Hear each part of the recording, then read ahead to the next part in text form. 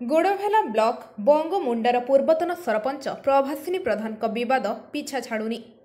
गतकाली ना लक्षाधिक टंका ठकई अभियोग पर आज गोदाम गृह वन विभाग चढ़ाऊ करपटे चढ़ाऊ पर स्वामी तथा तेंदुली खुंटी ग्राम पंचायत कॉलेज प्रिंसिपल चक्रधर प्रधान कुआड़े फेरार हो जाइछंती। सूचना अनुसार देवगां वन विभाग प्रभासिनी सरगड़ा स्थित गोदाम घरे चढ़ाऊ करथिले। चढ़ाऊ बेले प्रभासिनी गोदाम गृह प्राय 25टी सागुआन पटा थिबा वन विभाग देखा पाइथिला, जहाँकि 19.63 सफ्टी होइथिबा बेले तार आनुमानिक मूल्य 50,000 रु ऊर्ध्व हेबो बोली जଣାपड़िछि।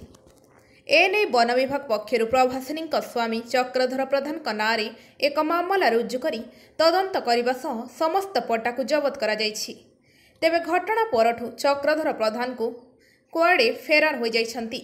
आमे तांको कॉलेज को मध्य जाइथिलु, से सेठारे मध्य नथिले। यथाशीघ्र गिरफ कराजिबो बोली देवगां रेंजर युधिष्ठिर जाल सूचना दैछंती। Bureau report Kantabanji TV.